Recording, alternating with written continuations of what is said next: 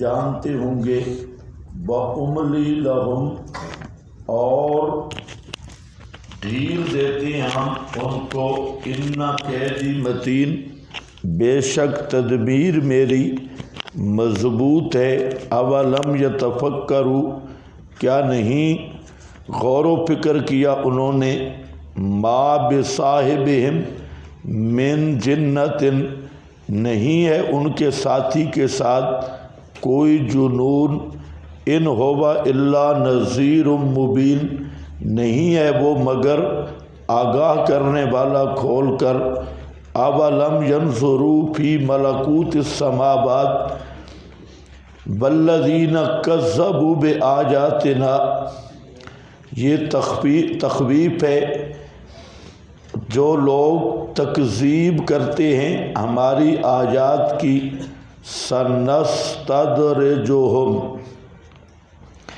استدراج کا معنی لکھا ہے آپ کے پاس هو الاخذ بالتدریج منزلۃ بعد منزلۃ ادراج کا معنی ہوتا ہے لپیٹنا درج لف الشیء جیسے ادرجتہ درجتہ ادرج المیت فی اکفانہ میت کو کفنوں میں لپیٹنا اس سے ہے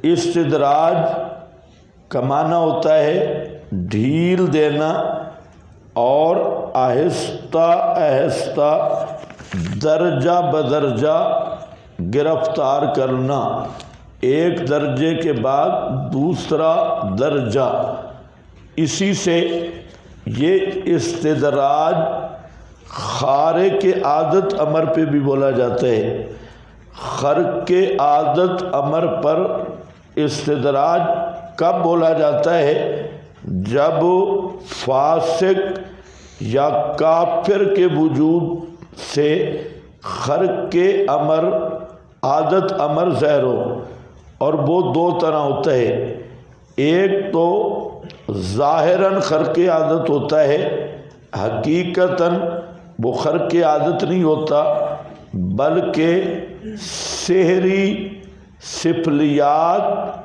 کے اسباب کا ترتب ہوتا ہے عمل سحریہ کے اسباب کا ترتب تو اس کو بظاہر سمجھا جاتا ہے کہ یہ کوئی خرق عادت امر ہے حالانکہ اس میں اسباب ہوتے ہیں اور اسباب ہوتے ہیں عملیات سحریات تو عموماً اہل باطل پیر جوگی ہندو سنیاسی ان حضرات سے جو استدراج ہوتا ہے تو وہ اکثر از قسم سحر ہے جیسے پیر سیفی ہے اور سیفی کے مرید ہیں تو ان کو کرنٹ بھی لگتا ہے کرنٹ لگتا بھی ہے فراڈ نہیں ہوتا کہ ان کو کرنٹ لگتا ہے اور وہ کیا ہوتا ہے کہ اس میں سحری عملیات جس کی وجہ سے وبریشن پیدا ہوتی ہے وجود میں اور مانوی طور پہ ارتعاش پیدا ہوتا ہے تو یہ ظاہراً تو استدراج ہے لیکن حقیقتاً یہ استدراج نہیں ہے کیونکہ یہ اسباب طبعیہ ہیں جو ہم سے مخفی ہیں تو دوسرا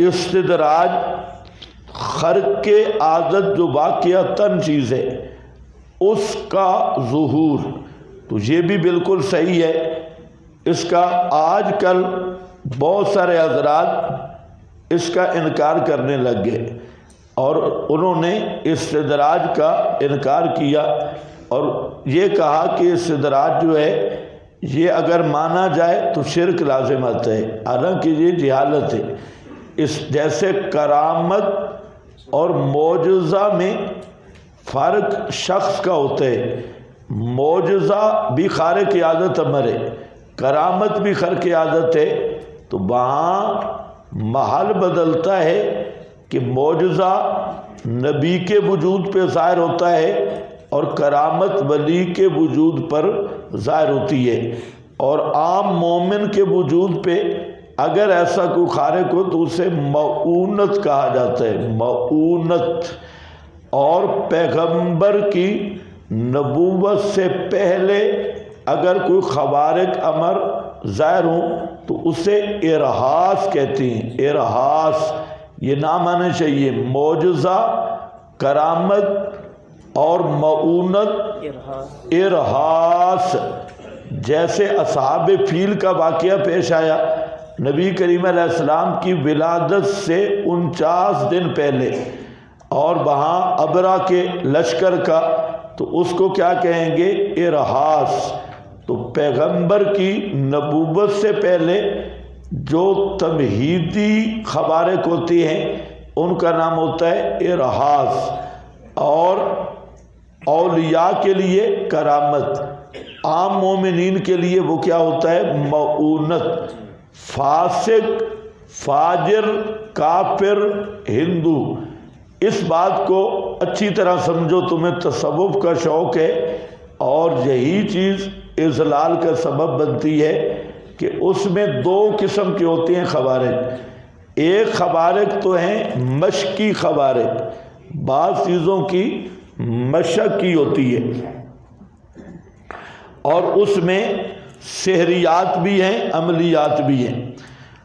اور دوسری چیز ہوتی ہے ہاتھ کی صفائی، یہ بھی مشق ہے کہ ہاتھ کی چلاکی ہوتی ہے، وہ تمہیں سمجھ ہی نہیں لگنے دیتے۔ اور حقیقتاً خوارق کا بھی ظہور ہوتا ہے، جیسے دجال سے خوارق کا ظہور ہوگا تو دجال کافر ہوگا، اور اسی طرح ابن سیاد کا آپ نے پڑھا، حدیث میں موجود ہے، اس سے بھی خوارق ظاہر ہوئے، وہ کافر تھا۔ اور اسی طرح ہندو، سکھ، جوگی، ان کے بھی بعض خوارق ہوتی ہیں۔ تو اسی لیے کہا گیا کہ خوارق حق کی دلیل نہیں ہوتے۔ کسی آدمی کے ہاتھ پہ غیر نبی کی قید ملحوظ رکھنی ہے، غیر نبی کے لیے جو خوارق ہیں وہ کوئی حق کی دلیل نہیں ہوتے۔ آپ جو بارہا پڑھ رہے ہیں، پانی پہ چلتا دیکھو، ہوا پہ اڑتا دیکھو، تو اس کے عمل کو کتاب و سنت کے میزان پہ پیش کرو، اگر ہے ٹھیک، نہیں تو دجال ہے۔ تو مطلب یہ ہے کہ خوارق جو ہیں غیر نبی کے، یہ حجت نہیں ہوتے، اور اس کے حق ہونے کی بھی کوئی علامت نہیں ہوتے، کیونکہ اس میں اشتباہ ہوتا ہے۔ تو خیر، بہرحال اس میں ایک بات یہ بھی میں نے پہلے بھی بیان کی، پھر کر رہا ہوں، کہ جھوٹے مدعی نبوت کے وجود پر خوارق کا ظہور نہیں ہو سکتا تھا ختم نبوت سے پہلے، لیکن نبی پاک صلی اللہ علیہ وسلم کی ختم نبوت کے بعد اب اشتباہ نہیں ہے۔ اسی لیے امام ابو حنیفہ رحمۃ اللہ علیہ، بڑے ائمہ نے یہ بات کی کہ اب اگر کوئی مدعی نبوت سے سوال ہی کرے تو وہ کافر ہوگا، معجزے کا سوال ہی کر دے تو وہ کافر ہوگا، کیونکہ اس کا مطلب ہے کہ وہ احتمال مان رہا ہے اور اسے کوئی شک مک ہے۔ ہاں، ابطال کے لیے سوال کرنا الگ بات ہے، استرشاد یا امتحان کے لیے، جانچ کے لیے سوال کرنے والا کافر ہے۔ تو بہرحال اب خوارق کا ظہور، آپ کا جو متنبی تھا اس کے بارے میں مشہور ہے، اس کا خارق کی عادت تھا کہ یہ انڈے کو سوئی کے دکھ سے گزارتا تھا، سوراخ سے، بادشاہ کے سامنے بھی گزارا۔ مرزا قادیانی کی بھی بعض ایسی چیزیں لوگ کہتے ہیں تھی، تو بہرحال تھیں، تب بھی کوئی مسئلہ نہیں، دجال تھا، تو یہ کوئی حقانیت کی دلیل نہیں ہے۔ کفار کے ہاتھ پہ جب یہ خارق، اس کا بھی ظہور ہو سکتا ہے، تو پھر یہ حق اور باطل کا پہچان یا معیار یہ کس طرح ہو سکتا ہے؟ تو اس لیے یہ لفظ آ گیا، اس کو اچھی طرح سمجھیں۔ دجال کے جو خوارق ہوں گے وہ کوئی خدائی نہیں ہوگی، تو استدراج اس کو کیوں کہتے ہیں کہ اللہ تعالیٰ کافر کو جیسے بعض حصی نعمتیں دیتا ہے اسی طرح معنوی نعمتیں بھی دیتا ہے، لیکن مقصد اس کی تذلیل ہوتی ہے۔ تو اس لیے سنستدرجہم من حیث لا یعلمون، تدریجاً لے جائیں گے ہم ان کو جہنم کی طرف، من حیث اس طرح کہ انہیں معلوم بھی نہیں ہوگا، وَأُمْلِي لَهُمْ اور ڈھیل دیتے ہیں ہم، عذاب دینے سے انہیں مہلت دے دیتے ہیں، اِنَّ کیدی متین، بے شک تدبیر میری بڑی مضبوط ہے۔ یعنی مہلت دینے کا یہ مطلب نہیں کہ بھاگ جائیں گے، بھاگ کہیں نہیں سکتے۔ اَوَلَمْ يَتَفَكَّرُوا، یہ زجر ہے، کیا انہوں نے غور و فکر نہیں کیا کہ نہیں ان کے ساتھی کے ساتھ، رات دن ان کے ساتھ رہنے والے کے ساتھ، من جنت، کسی قسم کا کوئی جنون، من جنت، کسی قسم کا کوئی جنون، ان ہوا الا نذیر مبین، نہیں وہ ساتھی مگر نذیر آگاہ کرنے والا، مبین کھول کھول کر، یا مبین اس کا نذیر ہونا بالکل عیاں بیاں واضح ہے۔ اولم ینظروا، تو آیت میں دلیل ہے، یہاں پر بھی ما بصاحبہم من جنت، بصاحبہم کیوں فرمایا کہ رات دن کا ساتھی، رات بھی ان کے ساتھ ہیں، دن کے کوئی اجنبی نہیں ہے کہ تم جنون کا الزام لگاتے ہو۔ انہوں نے پیغمبر پر بھی الزام لگایا پاگل ہونے کا، جھلا ہونے کا، اور ہمیشہ حق پرست علماء پہ اور داعیان توحید پہ یہی مشرک کا الزام ہوتا ہے کہ یہ پاگل ہیں، جھلے ہیں اور منٹل ہیں۔ تو یہ منٹل اور پاگل ہونے والا الزام یہ پیغمبر کریم صلی اللہ علیہ وسلم پر بھی لگا۔ اللہ تعالیٰ نے اس الزام کی کئی وجوہ سے تردید کی اور فرمایا ما انت بنعمت ربک بمجنون، اس کا ایک معنی یہ ہے کہ میرے پیغمبر قرآن جیسی نعمت بھلا ہم مجنونوں کو دیتے ہیں، آپ بالکل مجنون، ذرا بھی مجنون نہیں، بے نعمت ربک، قرآن جیسی نعمتیں ہم بھلا پاگلوں کو دیتے ہیں، تو آپ کے ساتھ ذرا بھی جنون نہیں۔ اس لیے قاضی اعجاز نے اور دیگر حضرات نے جہاں ایک مسئلہ لکھا کہ پیغمبر کے لیے نوع من الجنون ماننا کفر ہے، نوع من الجنون، کسی قسم کا جنون ماننا یہ کیا ہے؟ کفر ہے۔ کسی پیغمبر کے لیے بھی ما بصاحبہم من جنت، یہ جو مسئلہ سحر ہے اس میں دونوں جانب سے غلب ہے۔ میں نے مسئلہ پہلے بیان کیا، ایک وہ خوارج ہیں جو علل اطلاق تکفیر کرتی ہیں اور بالکل خارجی ذہن ہے کہ جو مطلقاً جادو کا انکار کرتے ہیں کہ جادو کوئی چیز ہے ہی کوئی نہ اور فلاں، تو یہ بالکل گمراہی ہے۔ اور دوسرے وہ بے وقوف ہیں جو پیغمبر کے لیے ایسی حالت ثابت کرتے ہیں کہ 6 مہینے تک آپ کو یا سال تک پتہ ہی نہیں چلتا تھا یہ کام ہوا یا نہیں ہوا، فلاں ہوا یا نہیں ہوا، تو یہ نوع من الجنون کا اس بات کرتے ہیں، حالانکہ یہ دونوں افراد تفرید کی رہے ہیں۔ اور مسئلہ میں نے بیان کیا، پیغمبر کریم کے لیے کسی قسم کا کوئی جنون ماننا یہ کفر ہے، کوئی جنون ماننے، نوع من الجنون میں کہہ رہا ہوں، نوع من الجنون، کسی ذرا برابر بھی جنون ماننے والا کافر ہے۔ لیکن ہمارے خطیب ضد میں آ کے سٹیجوں پہ اب ایسی بات شروع کر دی کہ کم از کم عوام کو کافر بنا رہی، اور عوام جب یہ کہتے ہیں نبی پاک پہ جادو ہو گیا، اور 6 مہینے تک آپ کو کسی چیز کا پتہ نہیں چلتا تھا، فلاں نہیں چلتا تھا، تو اب اس تقریر کا عوام کو کیا فائدہ ہوگا کہ انہوں نے جنون ہی سمجھ رہے ہیں۔ پھر خود بھی تعویلیں، تو بہرحال علل اطلاق انکار تکفیر وہ بھی افراد تفرید کی راہ ہے، اور اس طرح بیان کرنا کہ سال تک آپ پہ جادو کا اس طرح اثر رہا کہ ازواج کے ساتھ ہم بستری پہ قادر نہیں تھے اور باہر چیز بھول جاتے تھے، تو یہ جو روایت ہے بخاری میں یہ مضطرب روایت ہے، اس پہ بات میں کروں گا۔ اس میں کئی قسم کے اضطراب ہیں، اور علامہ انور شاہ صاحب رحمۃ اللہ علیہ، علامہ ابن عاشور جو شارح ہے بخاری کا، انہوں نے اس پہ بڑی بحث کی ہے۔ تو بہرحال یہ اب ضد کا جب مسئلہ بن جائے تو دونوں طرف سے غلب ہوتا ہے۔ وہ ایک طرف وہ جہلا پارٹی ہے جو بالکل جادو سحر کے اثر کی منکر ہے، حالانکہ جو سحر کا علل اطلاق اثر کا منکر ہے وہ کافر ہے، وہ مسلمان ہی نہیں ہے، یہ تو نصوص سے ثابت ہے۔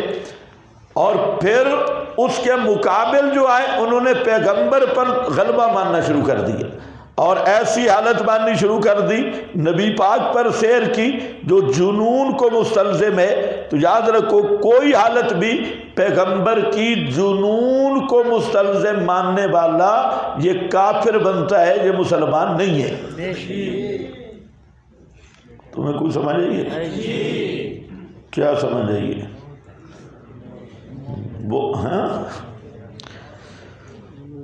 وہ جو ائمہ یا علماء قائل ہیں وہ فی الجملہ اثر امور دنیا کی حد تک اور طبی امور تک وہ قائل ہیں، ان کی تکفیر نہیں۔ البتہ ہم یہ ڈنکے کی چوٹ پہ کہتے ہیں کہ نبی کریم علیہ السلام پر جادو کا اثر کہیں ثابت نہیں، جی بے شک، دلیل کی بنیاد پہ ثابت نہیں۔ جی اگر کسی کے پاس دلیل ہے تو لائے، جی دلیل نہیں۔ البتہ حضرت موسیٰ پہ جو وہ یخیل الیہ من سحر منا تسعی کی حد تک ایمان رکھنا ضروری ہے، اس کی تعویلیں کرنے کی کوئی ضرورت نہیں، وہ بالکل صاف قرآن میں موجود ہے۔ اور نبی کریم علیہ السلام پر اثر سحر کا ثبوت نہیں کہ تعویلیں جتنی بھی کرو جہاں سے بھی جاؤ معول ہی بنو گے۔ جی اگر روایت کو سیدھا مانو تو پھر جنون ماننا ہوگا، جی اور جب جنون سے بچو گے تو تعویل ہوگی، تو تم نے بھی تو پھر نہیں مانا، پھر ہم پہ الزام کیوں لگاتے ہو؟ جی تمہاری تعویلیں ماننا ہم پہ ضروری ہے، ہم تمہاری تعویلوں کے پابند ہیں کہ جیسی تم تعویلیں کرو گے، تم سے مراد تمہارے ملا صاحبان ہیں، ہاں وہ جو تعویلیں کریں ہم پابند ہیں، وہ مجتہد تھوڑے ہی ہیں، نحن رجال و ہم رجال۔ جی ہاں تو وہ کرتے رہیں جو مرضی کرتے رہیں، تو پھر ہم بھی تثبت فی الحدیث کی روشنی میں حدیث کو لیں گے۔ جی ہاں اور ہم پھر دیکھیں گے کہ ضوابط اور قوانین جو حدیث کے ہیں محدثین اور فقہا کے، اس کے مطابق ہم روایت کو لیں گے، اور جب وہ لیں گے تو پیغمبر کریم پہ جادو کا اثر۔ عجیب بات ہے، یہ جتنے لوگ ہیں اس کو سب مانتے ہیں۔ کدھر گیا بابا یار، یہ کیوں نہیں لاؤڈ سپیکر سیٹ ہو رہا؟ میرا خیال ہے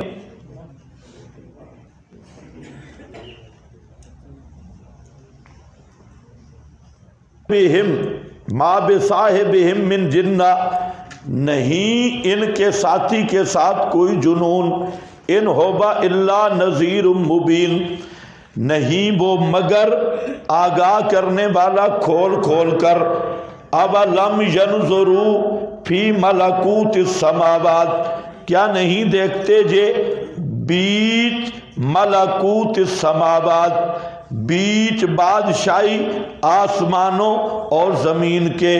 ملکوت کا معنی جا عجائب کرو، آسمان و زمین کے عجائبات میں، وما خلق اللہ من شیء، اور وہ جو پیدا کیا اللہ نے کوئی چیز، ما خلق اللہ من شیء، اس ما کا بیان ہے جو اللہ نے جو چیزیں پیدا کی ہیں، وَأَنْ عَسَىٰ أَنْ يَكُونَ، اور قریب ہے کہ ہو، قد اقترب، تحقیق قریب آ چکا ہو اجل ان کی، مدت ان کی، فَبِأَيِّ حَدِيثٍ بَعْدَهُ يُؤْمِنُونَ، فَبِأَيِّ حَدِيثٍ، بِأَيِّ قُرْآنٍ غَيْرَ مَا جَاءَ بِهِ مُحَمَّدٌ يُصَدِّقُونَ۔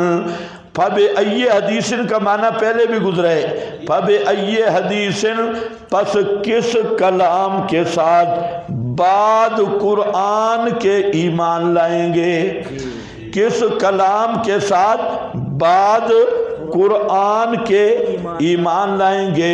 قرآن کے بعد کون سا کلام ہے جس پر یہ ایمان لائیں گے؟ یعنی قرآن پہ ایمان نہیں لاتے تو پھر کسی پر بھی ایمان لا سکتے نہیں ہے۔ کلام قرآن معنی اذا لم یؤمنوا بالقرآن وہو النہایۃ فی البیان فبأی کلام یؤمنون۔ اگلا صفحہ ہے، روح المعانی کی عبارت ہے، بل معنی اس آیت کا یہ ہے، اذا لم یؤمنوا بالقرآن، جب نہیں ایمان لائے قرآن کے ساتھ اور وہ بیان کی نہایت ہے، فبأی کلام یؤمنون بعدا، جب قرآن پہ ایمان نہیں لاتے اور کس کلام پہ ایمان لائیں گے؟ تمہیں بھی سمجھ آئیے کہ نہیں؟ آج جو ملا بے ایمان قرآن کی دلیل نہیں مانتا اور کس دلیل کو وہ مانے گا؟ جو قرآن کا منکر ہے وہ ساری کتابوں کا بھی منکر ہے۔ جو جس کا قرآن پہ ایمان نہیں ہے اس کا کتابڑیوں پر بھی بہانہ بنا رہا ہے، اس کو بھی مانتا نہیں ہے۔ تو اس لیے فرمایا فَبِأَيِّ حَدِيثٍ بَعْدَهُ، بعد القرآن یؤمنون، ایمان لائیں گے۔ مَن یضلل اللہ فلا ہادی لہ، اضلال اللہ سے مراد سلب توفیق ہے، خذلان، جس کو گمراہ رکھے اللہ، فلا ہادی لہ، پس کوئی نہیں اس کو راہ پہ لانے والا، راہ یعنی توفیق ہدایت دینے والا، اور چھوڑ ان کو ان کی سرکشی میں، یعمہون، اندھے پھرتے رہیں، اندھے سرگردان رہیں، یسألونک عن الساعۃ ایان مرساہا، میں نے آپ کے سامنے ذکر کیا تھا کہ قیامت کے کب آئے گی، اس کے متعلق 17 آیات ہیں، اور 17 آیات کے مضمون کی مفصل آیت یہ ہے، باقی جتنے مقام ہیں اجمال ہے اور اس آیت میں تفصیل ہے۔ اگر آپ میری ایک ہی بات سمجھ جائیں تو بہت کچھ سمجھ جائیں گے کہ قرآنی مضامین پہ تدبر اور غور کر لو اور ان میں جو اصل مفصل بات ہے اس کو لے لو، اور جو باقی بیان ہوں گے وہ ایک مقام پہ ہی ہوگی، ایک دو مقام پہ جتنے مضامین ہیں اس کو آپ تلاش کر لیں، باقی سب اس کے سامنے رکھ کے دیکھیں تو یہ ہے تفسیر القرآن بالقرآن۔ اصل تفسیر القرآن بالقرآن یہی ہے۔ باقی جو آج تفسیر القرآن بالقرآن ہو رہی ہے وہ تحریف القرآن بالقرآن ہے، خطیبوں نے بھی شروع کی ہے، ہر فرقے نے بھی شروع کی، اور ان کا مطمع نظر 3 چیزیں ہیں، یاد رکھ لو، جس سے غلطی لگتی ہے۔ ایک تو وہ لفظی مشاکلت دیکھتی ہیں کہ جہاں پر بھی یہ لفظ آیا ہوا ہے وہاں پر بھی وہ لفظ آیا ہوا ہے، حالانکہ یہاں معنی اور ہوتا ہے، وہاں معنی اور ہوتا ہے، وہاں مقصد اور ہوتا ہے، وہ اس کا بیان نہیں بنتا۔ تو یہ جب اس کا بیان بنائے گا تو یہ تفسیر القرآن بالقرآن کے عنوان پر تحریف القرآن بالقرآن ہوگی۔ تو یہ کوئی معمولی مسئلہ نہیں۔ دوسری چیز ہے کہ تفسیر القرآن بالقرآن اس کی بنیاد ہے خواہش اور بدعت. خواہش اور بدعت. ایک آیت کا ایک غلط معنی کیا، پھر اس غلط معنی پر دوسری آیت لائی غلط معنی پہ، حالانکہ اس آیت کا بھی مقصد اور تھا، اس کا اور تھا. تو اس نے ایک جگہ غلطی کر کے دوسری آیت کو بھی ساتھ ملا لیا، تو یہ بھی تحریف القرآن بالقرآن ہوگی. اور یہ اکثر ہو رہا ہے. تفسیر القرآن بالقرآن یہ ہے کہ آپ غور کریں کہ پہلی بات کہ یہ مضمون کیا چل رہا ہے، مسئلہ کیا چل رہا ہے، پھر اس میں سے جو مفصل آیت ہے اس کو آپ لے لیں اور اس کی روشنی میں آپ ساری آیات کو سامنے رکھیں، تو وہ انشاءاللہ سارا مسئلہ حل ہو جائے گا. جہاں اجمال ہوگا اس کی تفصیل آ جائے گی. جی.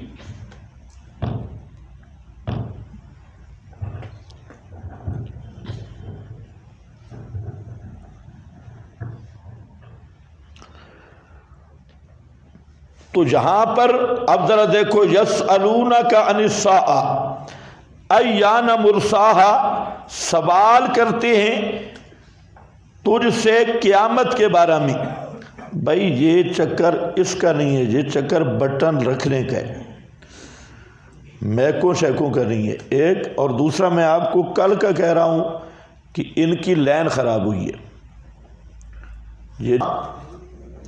یہ مفصل آیت ہے. یسألونک عن الساعۃ ایان مرساہا، سوال کرتے ہیں تجھ سے قیامت کے بارے میں.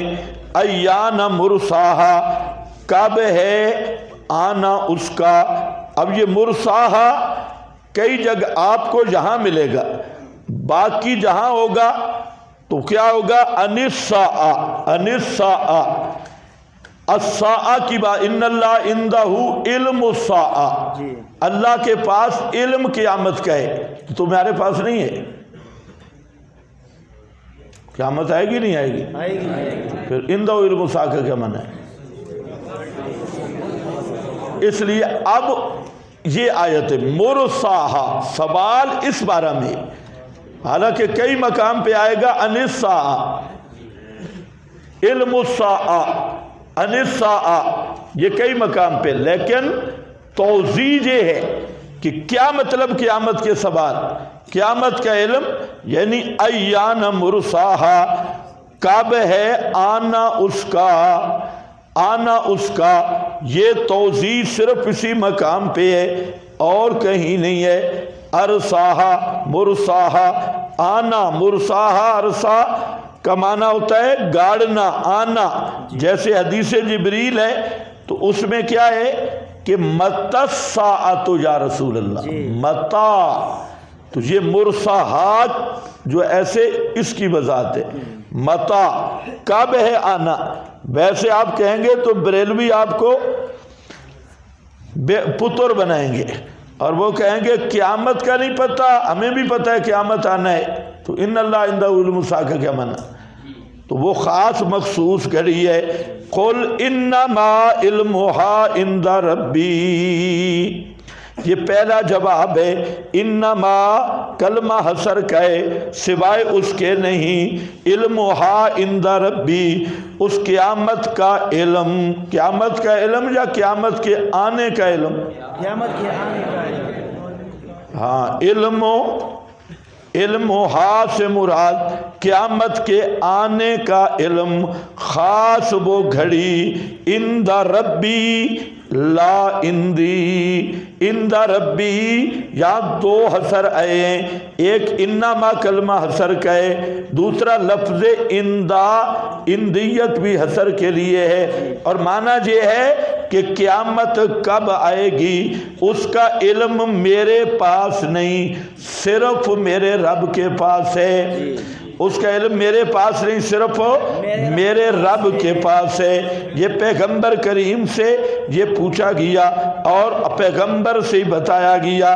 اچھا، وہ جو سائل سوال کرتے تھے وہ ان کا سوال ذاتی کا تھا یا بحیثیت نبی کے وہ پوچھتے تھے؟ حیثیت نبی کے پوچھے تھے. وہ آپ سے جو پوچھتے قیامت کب آئے گی، تو نبوت کی بنیاد پہ پوچھتے تھے یا ذاتی بنیاد پہ پوچھ رہے تھے؟ نبوت کے تو جب نبوت کی بنیاد پہ پوچھ رہے تھے تو سوال ہی عطائی کے بارے میں ہے۔ جی عطائی تو جواب میں نفی کس کی ہوگی؟ ذاتی کی۔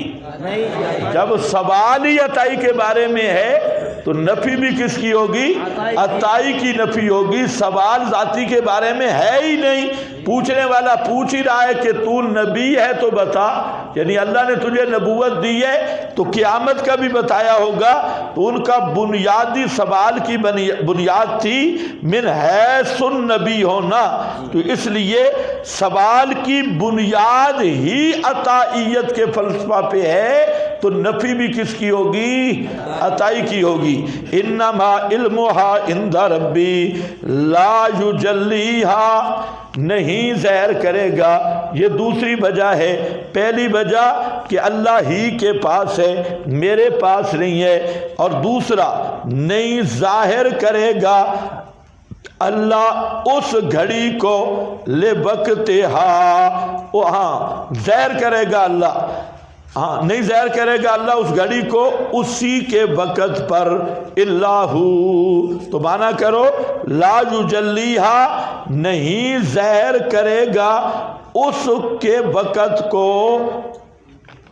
مگر اللہ ہی، یجلیھا لے وقتہا، اس وقت ساعت کو، اللہ مگر وہی اللہ۔ ساکولت تیسری وجہ ہے۔ دوسری وجہ یہ ہے کہ قیامت کب آئے گی، اس قیامت کو ظاہر کرنے والا اللہ تو گھڑی جاننے والا بھی اللہ ہے، تو یہ دوسری وجہ اس کے رد کی بیان کر دی۔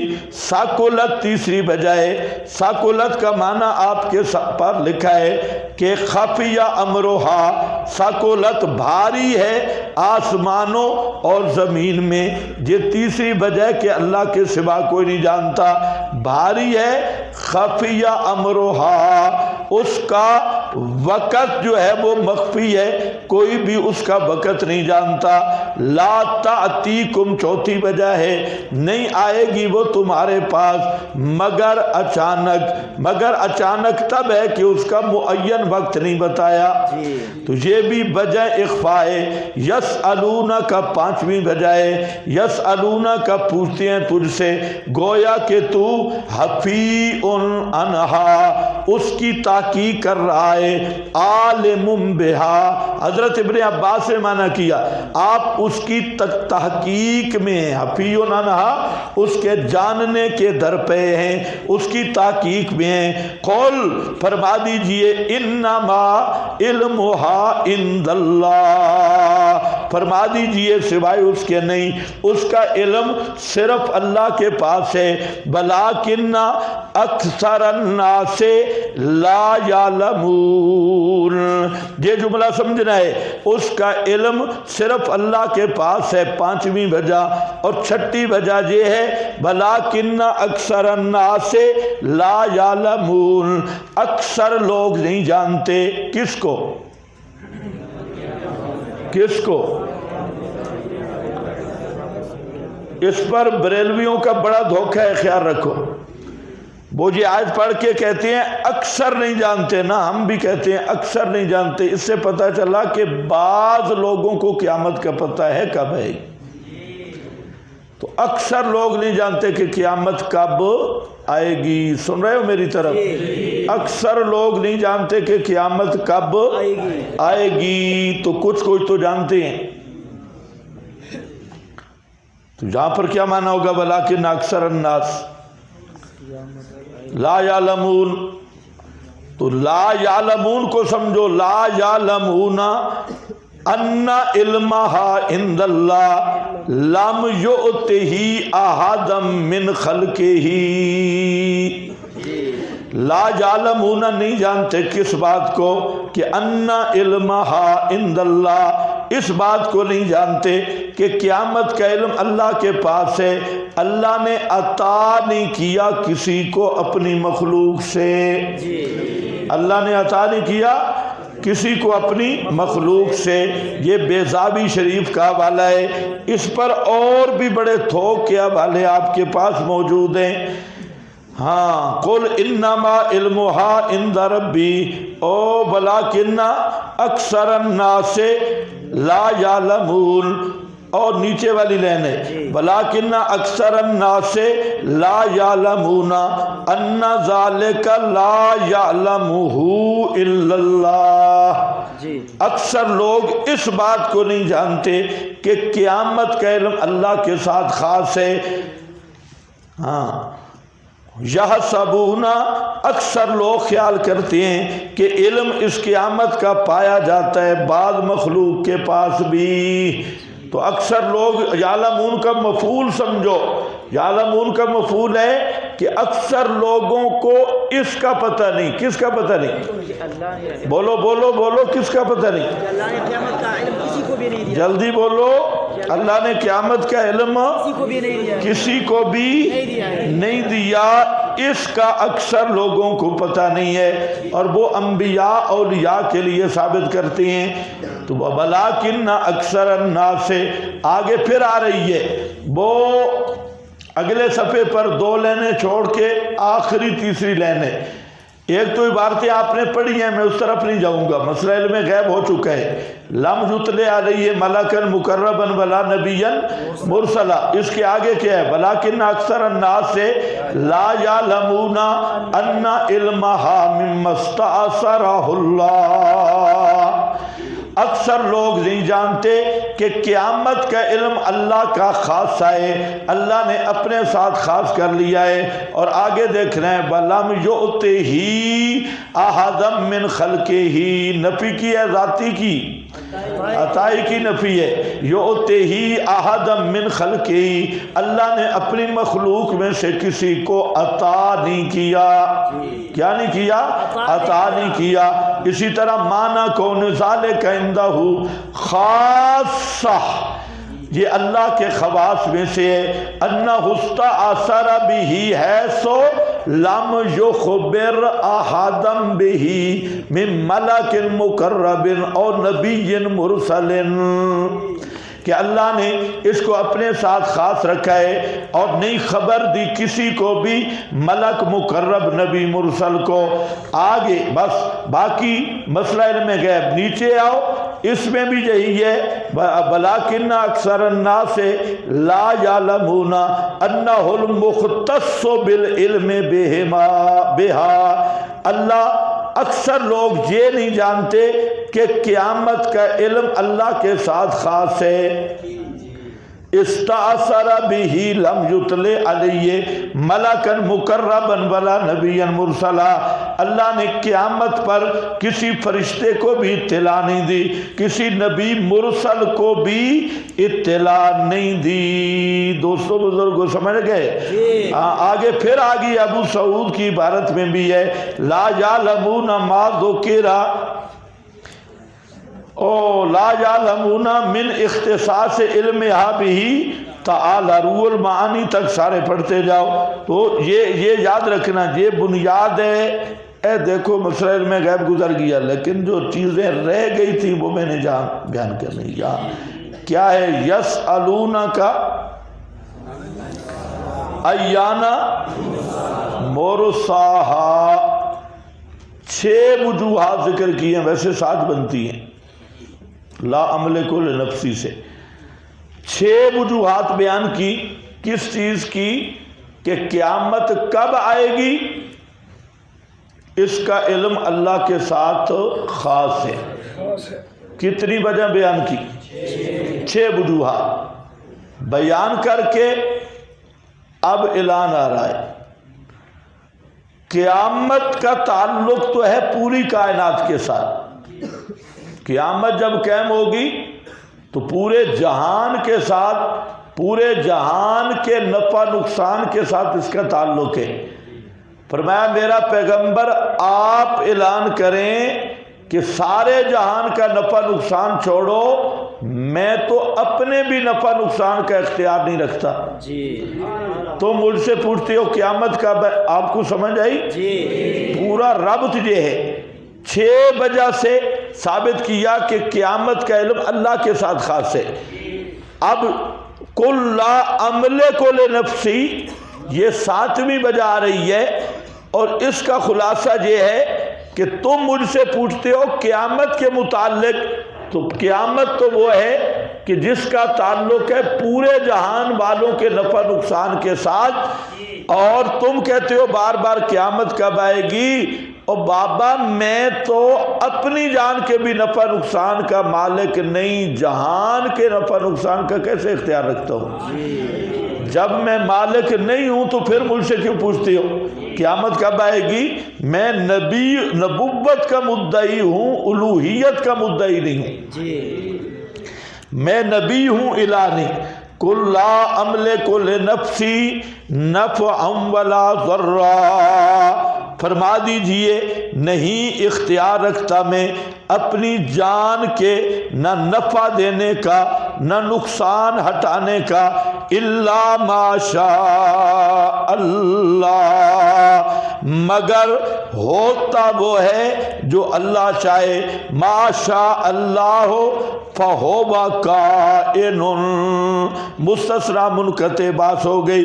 ولو کنت عالم الغیبہ، اگر میں جانتا ہوتا غیب کو جس میں ارسائے قیامت بھی ہے، قیامت کی گھڑی بھی ہے، لستکثرت من الخیر، البتہ کثرت سے اکٹھا کر لیتا بھلائی کو، وما مسنی السوء، اور نہ پہنچتی مجھے کوئی تکلیف، ان انا الا نذیر و بشیر، نہیں ہوں میں مگر آگاہ کرنے والا، خوشخبری سنانے والا، لقوم یؤمنون، واسطے ایسی قوم کے، یؤمنون جو ایمان رکھتی ہے، یقین رکھتی ہے، یؤمنون هو الذی، آیت پہ بات پہلے بھی ہو چکی ہے، تو ولو کنت عالم الغیبہ میں نے آپ کو بتایا تھا، لستکثرت من الخیر سے مراد دنیاوی منافع، اور ما مسنی السوء سے مراد دنیاوی تکالیفیں۔ آیت پہ مکمل بات ہو گئی مسئلہ علم غیب میں۔ هو الذی خلقکم من نفس واحدہ، توجہ ہے؟ ہاں خیال کرو، پھر اسناد صحیح آ گئی ہے۔ هو الذی خلقکم من نفس واحدہ، وہی ذات ہے جس نے پیدا کیا تمہیں، من نفس واحدۃ، ایک جان سے، وجعل منہا، اور پیدا کیا اس جان سے بیوی اس کی، لیسکن الیہا، تاکہ سکون حاصل کرے بیوی سے، فلما تغشاہا، پس جب وہ بیوی کے ساتھ جماع کرتا ہے، حملت حملا خفیفا، اٹھاتی ہے حمل ہلکا سا، فمرت بہی، پس لے کر چلتی ہے بے تکلف ہو کر، فلما اسکلت، پس جب بوجھل ہوتی ہے، دونوں دعا کرتی ہیں اپنے رب سے، لئن آتیتنا، اگر تو نے ہمیں دے دیا، صالحاً، بیٹا تندرست، اولاد تندرست، لنکونن من الشاکرین، البتہ ہو جائیں گے ہم شکر کرنے والوں سے، فلما، پس جب دیا ان دونوں کو، صالحاً، نیک اولاد، شروع ہو گئے دونوں اس کے لیے شرکاء، شریک بنانے لگے، فیما، بیچ اس کے کہ دیا ان دونوں کو اللہ نے، فتعال اللہ، پس بلند ہے اللہ پاک، اما یشرکون، ان معبودان باطلہ سے کہ شریک ٹھہراتے ہیں مشرک ساتھ اس کے، ایشرکون ما لا یخلق شیئا، کیا شریک بناتے ہیں ان چیزوں کو کہ نہیں پیدا کر سکتے کوئی چیز، وَهُمْ يُخْلَقُونَ، حالانکہ وہ خود مخلوق ہیں، وَلَا يَسْتَطِيعُونَ لَهُمْ نَصْرًا، نہیں طاقت رکھتے ان کے لیے مدد کرنے کی، وَلَا أَنفُسَهُمْ يَنصُرُونَ، اور نہ وہ اپنی جانوں کی مدد کر سکتے ہیں، وَإِن تَدْعُوهُمْ إِلَى الْهُدَىٰ، اگر پکارو تم ان کو طرف بات بتلانے کے، لا یتبعوکم نہیں تمہاری اتباع کر سکتے، سواء علیکم برابر ہے اوپر تمہارے ان کو تم پکارو، ام انتم یا ہو تم صامتون خاموش ہونے والے۔ یہ کیا واقعہ ہے بھائی؟ هو الذی خلقکم من نفس واحدۃ، یہاں پر ایک مجموعہ اکاذیب جمع ہوا تفاسیر میں، اور ان کے محققین بھی اور غیر مقلدین بھی اسی پہ کھڑے ہیں، اسنادہ صحیح، سند صحیح آ گئی، اسنادہ صحیح، سمجھ گئے کہ نہیں؟ اب سنو وہ اسنادہ صحیح کیا ہے؟ کہتے ہیں کہ اس سے مراد من نفس واحدۃ سے مراد آدم، زوجہ سے مراد حوا ہے۔ آدم اور حوا یہ دونوں مراد ہیں، اور حضرت آدم جو تھے ان کی اولاد یہ مر جاتی تھی اور ان کی اولاد زندہ نہیں رہتی تھی۔ شیطان آیا حضرت حوا کے پاس اور اسے کہا کہ اب تمہارا بیٹا پیدا ہو تو اس کا نام حارث رکھنا ہے۔ تو حارث شیطان کا نام تھا، میرے نام پہ نام رکھنا ہے۔ تو جب آدم کا بیٹا پیدا ہوا تو حضرت آدم اور حضرت حوا نے اس کا نام حارث رکھا، اور ایک شتونگڑا صوفی سویا ہوا ہے، یہ جو کالی چادر والا ابلیس ہے نا، یہ پکا سویا ہوا ہے۔ کھڑا ہو جا، کھڑا سونے کا بھی کوئی طریقہ ہوتا ہے، یہ جان بوجھ کے سویا ہوا ہے، یہ مونچھوں والا کالی چادر والا۔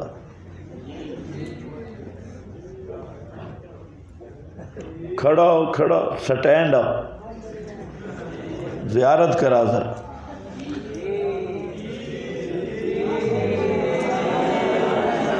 بس بیٹھ جا، بیٹھ جا، شرم کر، یہ جان بوجھ کے سویا ہوئے،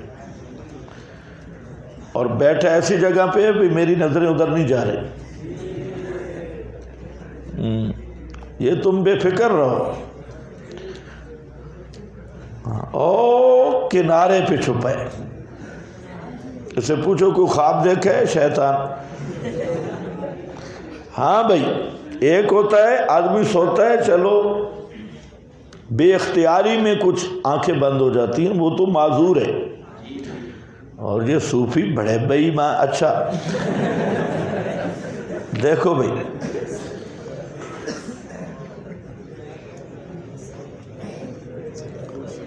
تو یہ انہوں نے بیٹے کا نام رکھ دیا حارث۔ اب کیا ہوا؟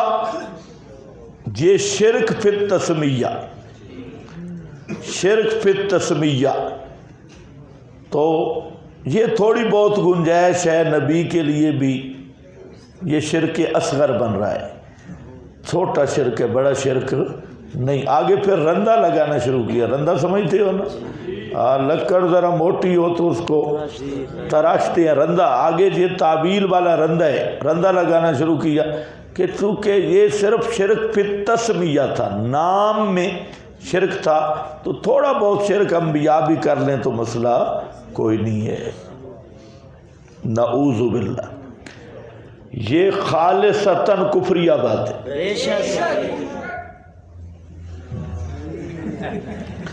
یہ خالصتاً کفر ہے۔ اب کوئی اسنادہ صحیح ان کا بچہ اس کو مانے گا تو مرتد ہوگا، پیغمبر پہ شرک کا الزام لگائے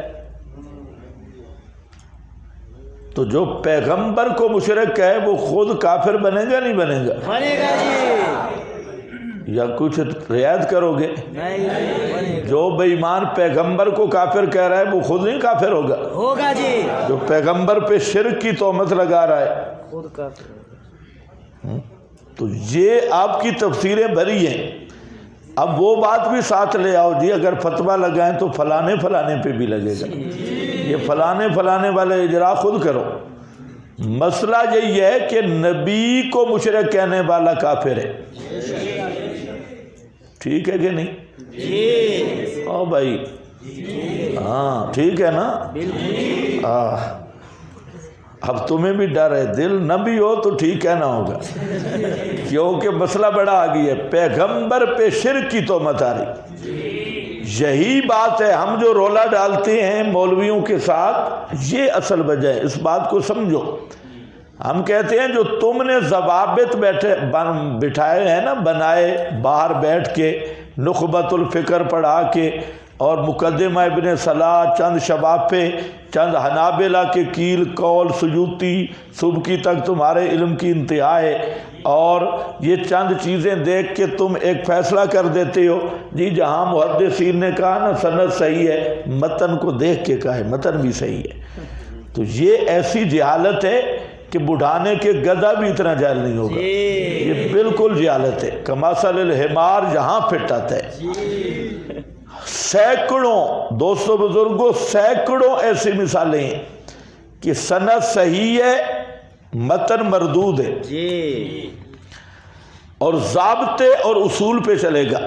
متن مردود ہے اور بات تعویل شبیل بھی نہیں ہو سکی، تعویل بھی نہیں، بالکل صراحتاً. اور میں یہ بات نہیں کہہ رہا. 800 سے زیادہ محدثین کے حوالے موجود ہیں، 800 سے زیادہ، اور ان میں فقہا بھی ہیں، ان میں اہل اصول بھی ہیں. ان میں ہم ایسے نہیں، کوئی مسئلہ بھی کرتے ہیں سوچ سمجھ کے کرتے ہیں اور جان بوجھ کے کرتے ہیں. یہ جو اجتماع پہ تقریر میں نے کی تھی بڑی ہوش آواز سے کی تھی، اور میں نے شروع میں ایک جملہ کہا تھا کہ میدے کچے ہیں اور مسئلہ دیسی آنے والا ہے، پہچانا مشکل ہے. اور وہی ہے کہ سب کو پیچھا شروع ہو گئے. پھر ہاں میدا اگر نہ اٹھائے اور دیسی گھی آپ پی لیں اور تھوڑا سا زیادہ پی لیں تو پھر تو پیٹ خراب ہوگا. تو سب کا، لیکن اس کا فائدہ یہ ہوا ہے کہ پیٹ خراب ہونے کے بعد اب معدے ٹھیک ہو گئے. بس صرف 1 مہینہ پیٹ خراب ہوئے. اب مولویوں نے کتابیں بھی اٹھائیں، اصول بھی اٹھائے، رابطے بھی کیے، بھئی نیا کام گڑبڑ ہو گئی ہے. کئی مولوی بیچارے بھاگے بھی صحیح، کوئی ادھر بھاگا کوئی ادھر بھاگا، پتہ نہیں کوئی نئی کوئی انکار حدیث کا نیا کام. اور بعد میں انہوں نے کہا بھئی بہنا یہ تو سارے کرتے ہیں، اس کو نہ چھوڑو. اب مولوی کچھ نہ کچھ اب انشاءاللہ آئندہ سال ایک نیا مسئلہ آ رہا ہے. ان مولویوں کو مطالعہ کروانا چاہیے، ورنہ یہ مطالعہ نہیں کرتے. باقی پہلے ہمیں گالیاں 1 مہینہ 2 ہمیں گالیاں دیتے ہیں، بعد میں کہتے ہیں بات تو ٹھیک ہے، بات تو ٹھیک، پہلے ہی مرو نا تو مطالعہ کرو. پہلے تو خراٹے لے کے سونا ہوتا ہے، اب بات تو ٹھیک ہے. ایک دفعہ تو جناب مولوی ایسی تیسی، یہ کون سی اسنادہ صحیح. اب یہ فتنہ بن چکا ہے جی. اسناد صحیح ان فتنہ اس لحاظ سے ہے کہ صرف اس لفظ پہ اکتفا کر دیا جاتا ہے کہ سند صحیح ہے، بس انی پیے تھے کتے چٹے، بس اسی پہ کھڑے. دونوں چیزوں کا لحاظ کرنا ضروری ہے، سند بھی متن بھی. اب یہاں دیکھو، سند صحیح ہوں، تمہارا ایمان کہتا ہے کہ آدم نے شرک کیا؟ ایک دفعہ آدم سے شیطان نے جو فراڈ کر لیا تھا اور وہ ہو گیا تھا ربنا ظلمنا انفسنا. لا یلدغ المؤمن من جوہر واحد مرتين. عام مومن بھی ایک سوراخ میں 2 دفعہ نہیں ڈسا جاتا. اور آدم جو کر بیٹھا اللہ نے بھی صفائی دی کہ نسی آدم ولم نجد لہ عزما، بس بھول گیا، بابے کو بھول لگ گئی. لم نجد لہ عزما، ان کا کوئی عزم نہیں تھا، اور انہوں نے بھی کہہ دیا بس اللہ میں اس بے ایمان صوفی کی بات مان بیٹھا ہوں، اور اس نے مجھے تزکیہ نفس کا راہ دکھایا ہے کہ تو اللہ کا اور مقرب بن جائے گا. اور تیرا جو ہے نا تو فرشتہ بن جائے گا. تو یہ جو شیطان صوفی تھا اس نے مجھے قرب الہی کے نئے راستے دکھانے کی کوشش کی ہے. اور اللہ کے مقرر بھائی یہ کفر ہے اور پھر کہہ رہا ہوں کفر ہے جی. ہمارا ایمان ہے تمام انبیاء معصوم ہیں بے شک. اور عصمت الانبیاء قطعی یقینی اور حتمی ہے اور اس میں شک کرنے والا کافر ہے. بے شک. اس لیے اب چھوڑو اسنادو صحیح کہ فلانا ان صحیح. ترمذی میں بھی آیا ہوا ہے, ترمذی شریف کی حدیث ہے, سنن ترمذی سیاہ ستہ میں بھی آئی ہوئی ہے, اور بھی پڑھیے کسی نے ترمذی تو اس میں بھی موجود ہے. ہاں اب اس آیت کا معنی کیا ہے؟ اس آیت کے تفسیر میں دو قول ہیں. ایک یہ ہے یہ تو حتماً بات ہے کہ آدم اور حوا مراد نہیں ہے. هو الذی خلقکم من نفس واحدۃ وجعل منها زوجها لیسکن الیہا. بعض مفسرین فرماتے ہیں کہ یہ یہاں تک آدم اور حوا مراد ہے کہ وہی ذات ہے جس نے پیدا کیا تمہیں ایک نفس سے, اور اس نفس سے یعنی اس کی جنس سے اس کی بیوی پیدا کی تاکہ وہ اس سے سکون حاصل کرے. بس جہاں تک آدم اور حوا کی بات ہے. فلما تغشا سے نسل آدم کی بات ہو رہی ہے. تو یہ اگلا جو حصہ ہے یہ بنو آدم کے بارے میں ہے, آدم اور حوا کے بارے میں نہیں ہے. بولتے کیوں نہیں ہو یہ؟ لیکن بہتر یہ ہے کہ اس کو هو الذی خلقکم من نفس واحدہ, ابتدا ہی سے نفس واحدہ سے مراد آدم اور حوا ہے ہی نہیں بلکہ جن سے انسانیت مراد ہے کہ وہی خالق ہے جس نے ایک نفس سے پیدا کیا. تم بھی تو ایک ہی نفس سے پیدا ہوئے ہو نا, ایک ساری اولاد آدم ایک ہی نفس سے پیدا ہوتی ہے, اور نفس باپ ہے اور اس کی آگے جعل زوجہا منہا زوجہ اسی کی جن سے اس کی بیوی ہے. تو ایک ہی کی اولاد آگے چلتی ہے, تو مراد ہی اولاد آدم ہے. اور اگر کوئی صوفی بیٹھا ہو تو پرچی نہ لکھے, کیونکہ ایک قول یہ بھی ہے کہ الیہا تک بے شک اما بلو آدم حوا زوجہا لیسکن الیہا فلما تغشاہا, پس جب وہ غشیان کرتا ہے, تغشاہا ڈھانپ لیتا ہے اسے. تو ڈھانپ لینا کنایا ہے جماع سے. اس میں ادب سکھایا گیا, آداب, کہ جو ایسی چیزیں ہیں جن کا تعلق جنسیات کے ساتھ ہے اور پردے اور شرم کی چیزیں ہیں, ان کو بیان کرنے میں بھی پردے اور شرم کا لحاظ رکھنا ضروری ہے. جو باپردہ چیزیں ہیں جن کا تعلق شرم کے ساتھ ہے تو بیان کرنے میں بھی اس کو باپردہ بیان کرو. اور سمجھے کہ نہیں؟ کئی مولوی بالکل بے وقوف ہوتی ہیں اور وہ سٹیج پہ بیٹھے ہوتے ہیں اور ایسے انداز میں بیان کرتے ہیں کہ جیسے بازار میں کھڑے ہیں.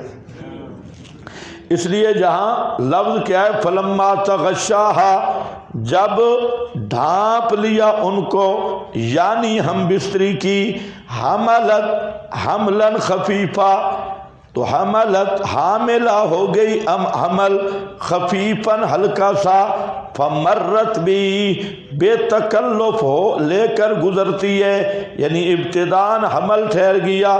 فلما اسکلت, پس جب حمل بھاری ہوا, حمل بھاری ہوا، میعاد گزرنے لگی، تو یہ دونوں میاں بیوی، یہ دونوں بزرگ بیٹھے ہوتے ہیں اور دعا کرتے ہیں، دعوا اللہ ربہما، دعائیں مانگتے ہیں اپنے اللہ سے جو رب ہے ان کا، اور کیا دعا مانگ رہے ہوتے ہیں، لَإِنْ آتَيْتَنَا صَالِحًا، اگر یا اللہ اگر تو نے ہمیں صالح اولاد عطا کر دی، صالح کا معنی تندرست، تو البتہ ہوں گے ہم شکر کرنے والوں سے۔ فَلَمَّا آتَاهُمَا صَالِحًا، جب اللہ نے انہیں صالح بیٹا عطا کیا، اب یہ میاں پپو اور پھاپھو دونوں بیٹھے تھے، اور یہ دونوں رامو چندر یہ بھی بیٹھا تھا اور راما بھی بیٹھی تھی۔ یہ رامو اور راما دونوں کہنے لگے، یہ جو بیٹا ہے نا، اور یاد ہے تجھے او بری سرکار گئے تھے، او پیر پٹھان گئے تھے، فلاں منت مانی تھی اور بابے کے نام کی، اور بے ایمانہ ابھی بھول گیا ہے جب حمل ذرا بھاری ہوا تھا تو اللہ سے دعا مانگ رہا تھا، اور یہ ابھی جب بچہ پیدا ہوا اب جائے گا بے ایمان کسی دربار کی طرف نسبت کرے گا، اس کو پرانیاں یاد آئیں گی۔ یہ رامو صاحب کہے گا کہ راما پتہ ہے تجھے فلانے مزار پہ ہم نے منت مانی، بابے نے کرم کیا ہے کہ نہیں کیا، فلانے بابے نے بیٹا دیا یا دلوایا یا نہیں، جعلا دونوں شروع ہو جاتی ہیں، رامو بھی اور راما بھی، لہو واسطے اس کے بناتے ہیں اس کے لیے شرکا، اعتقاداً عملاً قولاً فیما آتاہما، بیچ اس کے کہ ان کو دیا اللہ نے، بیٹا دینے والا اللہ ہے، نسبتیں غیروں کی طرف ہو رہی ہیں، پھر کسی کا نام عبد الرسول رکھا ہوا ہے، کسی کا نام پیرانتا، پیرانتا مارو بے ایمانہ، پیرانتا پیروں نے دیا، کیا کہتے ہو پٹھان، پیرانتا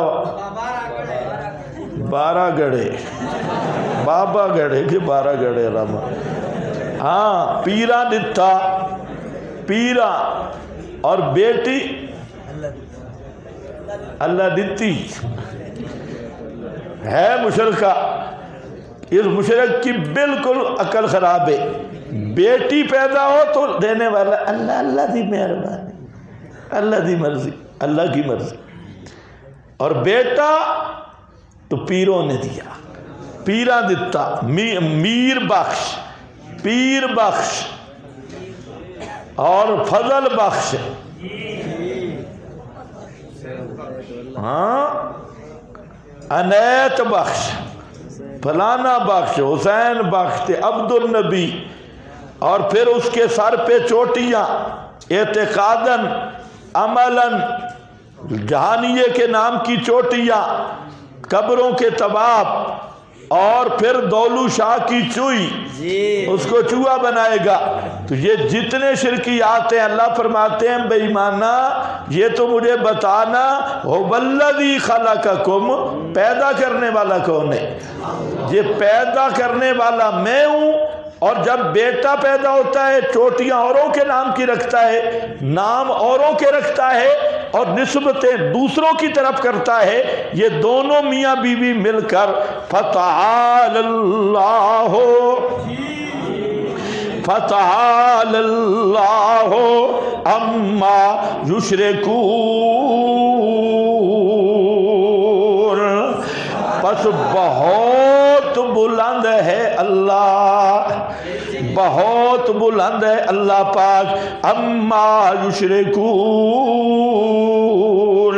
ان چیزوں سے کہ مشرک شریک کرتے ہیں۔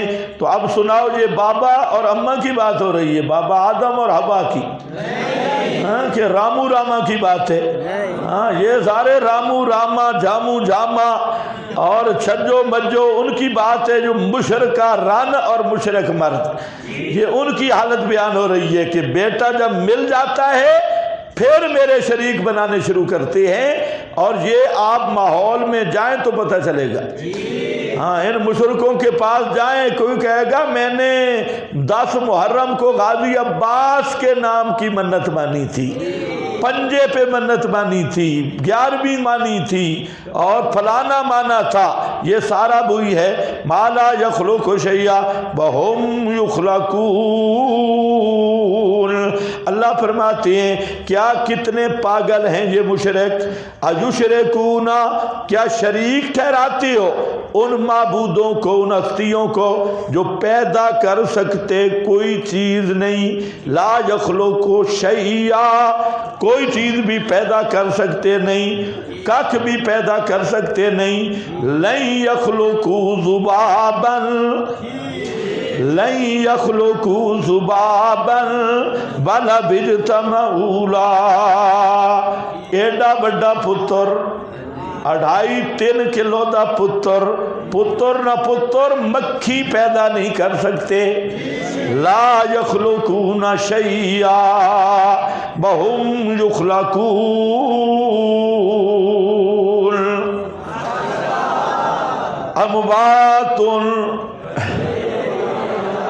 اموات غیر احیاء، وہی مضمون آیا ہے وَهُمْ يُخْلَقُونَ وَلَا يَسْتَطِيعُونَ لَهُمْ نَصْرًا، نہیں طاقت رکھتے ان کے لیے نصرًا کسی مدد کرنے کی، وَلَا أَنفُسَهُمْ اور نہ اپنوں کی مدد کر سکتے ہیں، نہ اپنوں کی مدد کر سکتے ہیں، ان کی اولاد تو گلیوں میں رل رہی ہے، ان کے اپنے انفسہم کا معنی کیا کر رہا ہوں، نہ اپنوں کی مدد کر سکتے ہیں، نہ پکارنے والوں کی مدد کر سکتے ہیں، ان کی اپنے بیٹے بیٹیاں وہ تو گلیوں میں پھر رہے ہیں اور وہ لاوارث یتیم ہو گئے، اور یہ ان کے سر پہ بھی ہاتھ رکھ سکتے کوئی نہیں،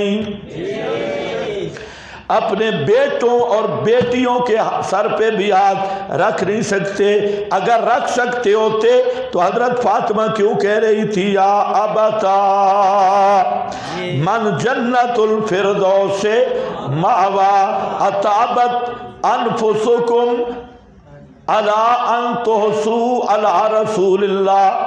حضرت فاطمہ حضرت انس سے کہتی ہیں کہ حضرت انس رضی اللہ تعالیٰ عنہ نبی پاک کے خادم، تو حضرت فاطمہ کیا کہتی ہیں اطابت انفسکم، تم نے کیسے برداشت کر لیا کہ پیغمبر کریم کے وجود پہ مٹی ڈال کے آ گئے۔ تو وہ اپنے یتیم اولاد کے سروں پہ بھی ہاتھ نہیں رکھ سکتے، تمہیں کیا بیٹے دیں گے؟ بری کو کہو اپنی اولاد کو سنبھالے، باہو بلا کو کہو اپنی اولاد کو سنبھالے، لا یستطیعون لہم نصرا۔ لہم کون؟ اے اوپر جو بے ایمان بیٹھے ہیں شرکاء آتاہما، اس لیے میں نے کہا نا مثال بیان کی جا رہی ہے، ورنہ یہ عام ہے سارے مشرکوں کو شامل ہے، تو نہیں طاقت رکھتے، بلا انفسہم ینصرون، اگر تم ان کو بلاؤ طرف بات بتلانے کے، الہدا معروف نہیں ہے، کسی بات کی طرف، کسی فائدے کی بات کی طرف، حضرت تھانوی کا حوالہ لکھا ہے بات بتلانے کی طرف، کسی بات بتلانے کی طرف، مثلا بابا قبر میں پڑے، آپ قبر پہ کہو بابا جی آؤ چارپائی پہ تشریف لے آؤ، مٹی میں کیا کر رہا ہے؟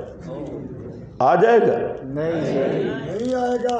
یہ معنی ہے، یہ معنی ہے ان تدعوہم الی الہدی، اگر تم ان کو پکارو کسی ان کے بھلے کی بات کی طرف، ہدایت معروف والا معنی نہیں، پتہ نہیں سمجھ رہے ہو یا نہیں؟ ہاں پھر تم نے پرچی لکھنی ہے، معروف نہیں، بات بتلانے کو۔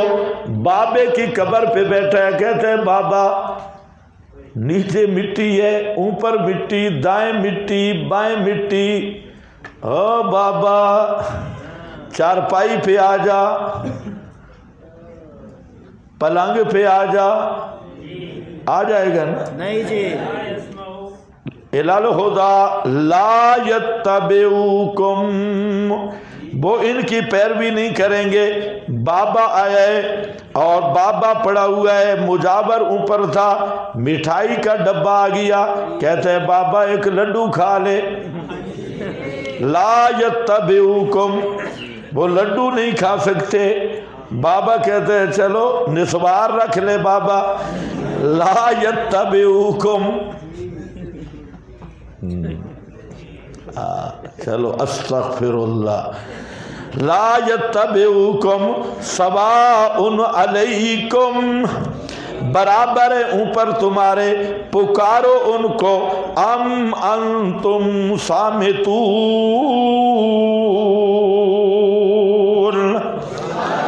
उनको पुकारो या तुम चुप करके खड़े रहो। वो सुनते सुनते कोई नहीं, चुप करके रहो तब भी, पुकारो तब भी, उनको पुकारना न पुकारना बराबर है। सामितून, आगे वजह बयान हो रही है। मतलब ये है, अब मुशरिको, अब तुम कह रहे हो जी बाबे ने बेटा दिया, बाबे ने फला किया, बेटे शेटे छोड़ो, वो बाबों की हालत ये है, वो खुद मिट्टी में पड़े हैं, वो अपनी औलाद के सर पे भी हाथ नहीं रख सकते, वो खुद वहाँ पड़े हैं। और छोड़ो बाबे को, बाबे के नाम पे जो मिठाई आई है, जरा लड्डू खिला के देखो। बाबा मिट्टी में पड़ा है, उसको जरा ऊपर ले आके देखो। जो भी उसके भले की बात करोगे, बाबा को पता कोई नहीं। ला यत्तबिउकुम, बाकी जहाँ कब्र पे खड़ के जितने मर्जी नारे मार, अली अली अली अली अली अली अली, जाने जाली, जितने मर्जी नारे मार बेईमाना, तेरा पुकारना अदाओ तुमुहुम, जितने नारे लगा अम अंतुम सामितून, जब तुम चुप करके खड़े रहो, कोई बाबे को पता नहीं कि है कौन बुत। इन्नल्लज़ीना तदऊना मिन दूनिल्लाह, बेशक वो हस्तियां तदऊना तदऊ, और मुशरिको जिनको तुम पुकारते हो अल्लाह के सिवा, तदऊना गैब है या मुखातब का सिगा है? बोलो बोलो जल्दी बोलो, मुखातब कैसी गए? मुखातब कहते हैं जी मुखातब किसी को न करो, है मुखातब किसी को न कहते हैं, नहीं कहते मुखातब किसी को न करो। तदऊना इन्नल्लज़ीना, बेशक वो हस्तियां जिनको तुम पुकारते हो, ओ मुशरिको, अय्युहल मुशरिकून, और ये कौन से मुशरिक हैं? और जो ऊपर है जअला लहू शुरका, यही शरीक बनाने वाले मुशरिक। ये आदम हो सकती हो? इतना कुरान रगड़ा निकाल रहा है। ये सिर्फ शिरक फिर तस्बिया नहीं है, ये असल शिरक वाला पतीला है, असल है सोरो पुकार वाला। ये सियाक इस पे दलालत कर रहा है। इन्नल्लज़ीना तदऊना मिन दूनिल्लाह इबादुल अमसालुकुम फदऊहुम फलयस्तजीबू लकुम इन कुंतुम सादिकीन।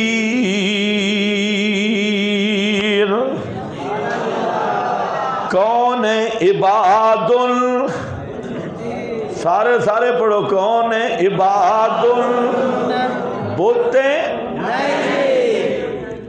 सोने चांदी के बने हुए बुत, लकड़ी के बने हुए बुत, और जिन हस्तियों को तुम पुकारते हो वो कौन है? इबादुल अमसालुकुम, बंदे हैं तुम्हारी तरह।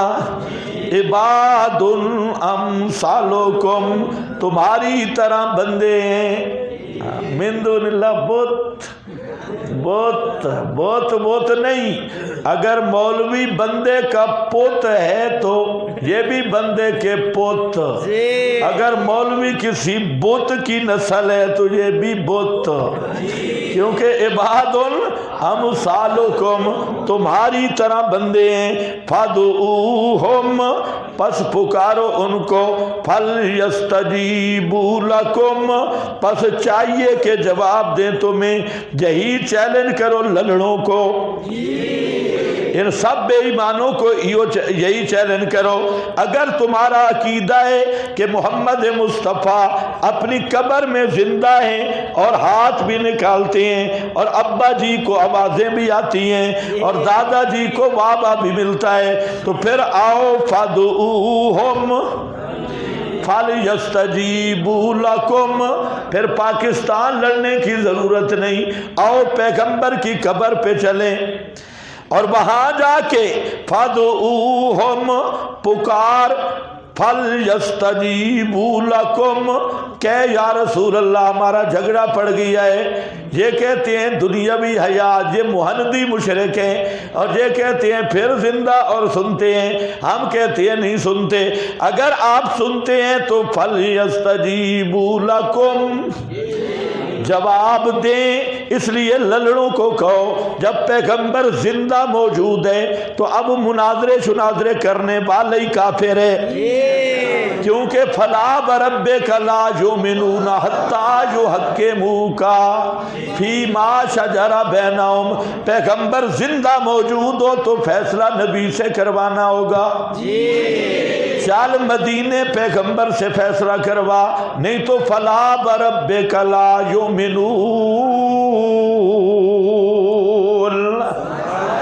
اب راویوں کی بات پیچھے رہ گئی، روایتوں کی بات پیچھے رہ گئی۔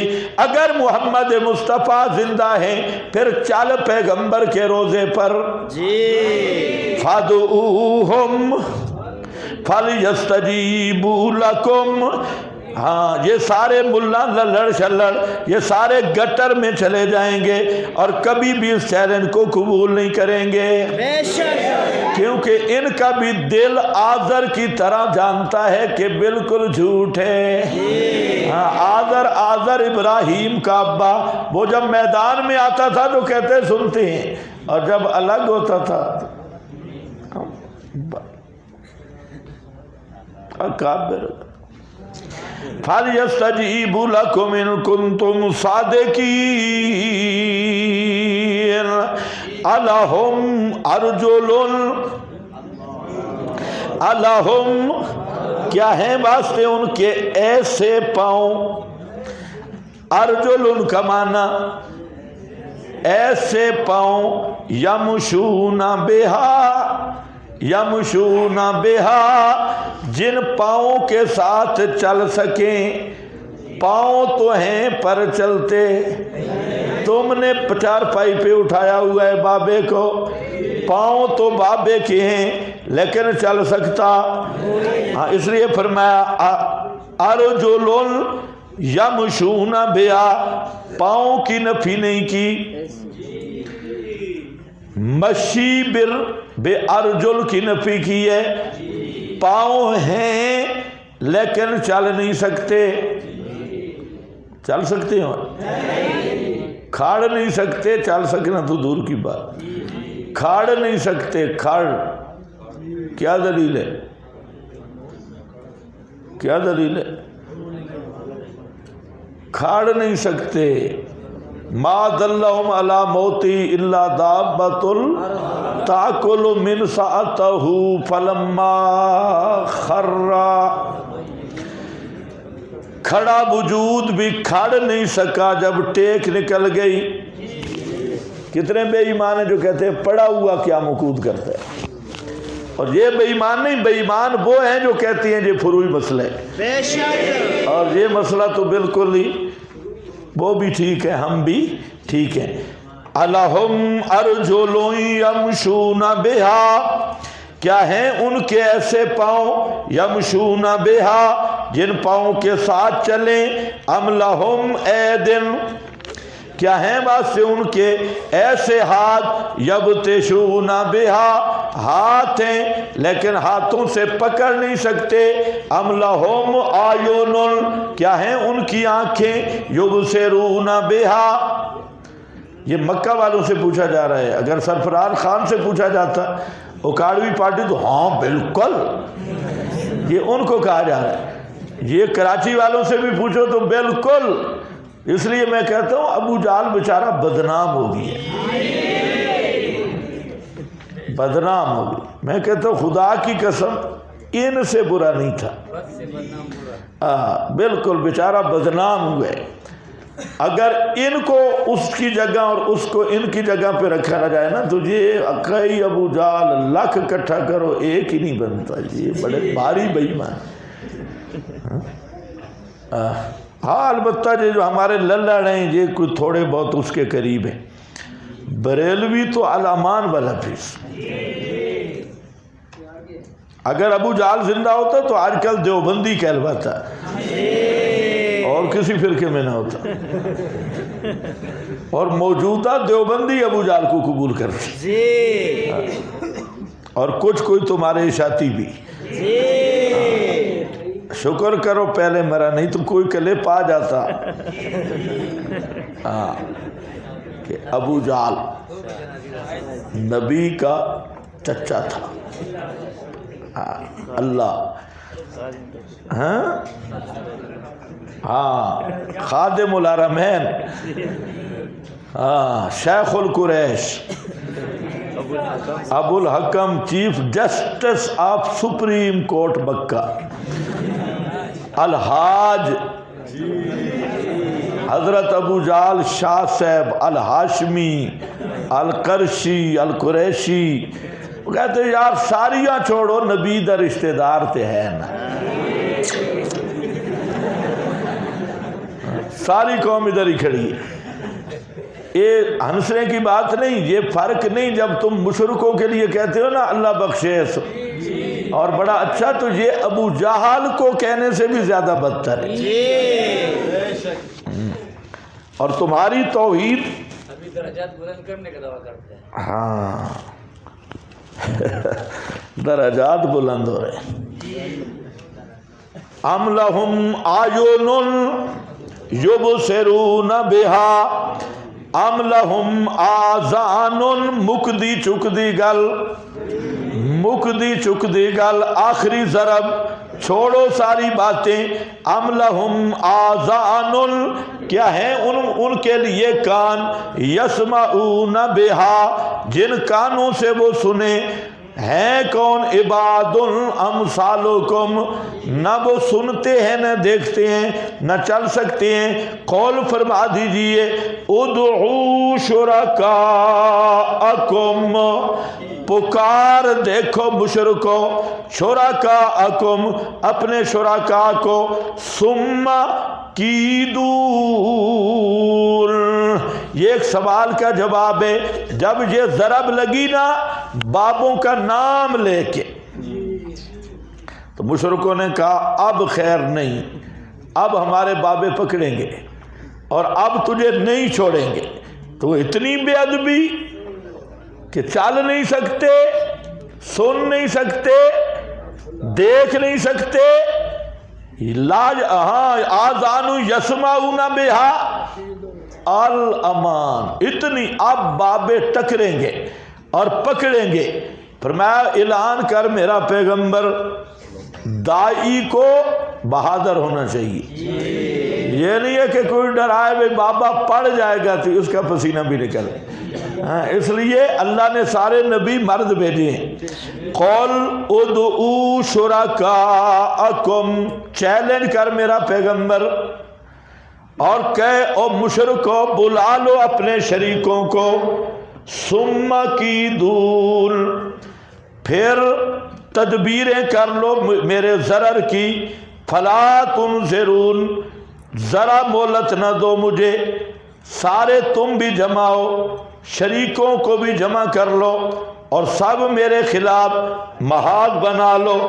بے شک ان ولیہ، بے شک میرا مشکل کشا، میرا حاجت روا، میرا پالنہار، اللہ الذی نزل الکتاب، اللہ الذی نزل الکتاب، بے شک میرا مشکل کشا میرا حاجت روا، میرا بدھی چھٹی دا مالک وہ اللہ ہے، اللہ ہی ہے۔ کون؟ اللہ جس نے نازل کی کتاب، اور جس کتاب میں آیا ام لہم آذان یسمعون بہا۔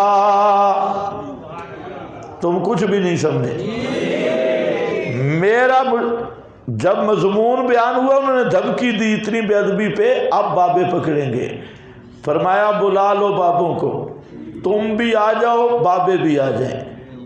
میں خود نہیں، میرا سرپرست وہ ہے جس نے یہ مسئلہ دے کے مجھے بھیجا۔ سمجھے؟ جس نے یہ مسئلہ دیکھ کر مجھے بھیجا ہے وہی میرا حامی ناصر ہے۔ اسے نے مجھے کہا ہوا ہے بلغ ما انزل الیک من ربک، آگے واللہ یعصمک من الناس۔ اس آیت میں دلیل ہے کہ مباحد کا نگہبان اللہ ہوتا ہے۔ جو آدمی مسئلہ توحید کے لیے مخلص بن جائے اس کا محافظ اللہ بن جاتا ہے۔ ولیہ، بے شک میرا ناصر اور مددگار اللہ الذی نزل الکتاب۔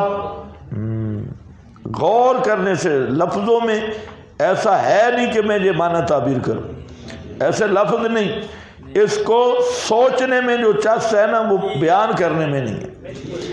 میرا ناصر مددگار وہی ہے جس نے مجھ پہ یہ کتاب نازل کی، جو کتاب کہہ رہی ہے لا یسمع دعاکم، ننے سن دے، نہیں کچھ کر سکتے، بہوا یتولی الصالحین، اور وہی ذات متولی صالحین کا کارساز، اور صالحین یہی ہوتے ہیں، وہ صالحین نہیں ہوتے جن کا ناک بہ رہا ہو اور جن کے اوپر نیچے سے سارا مست لے لے ہوں، وہ نہیں ہوتے۔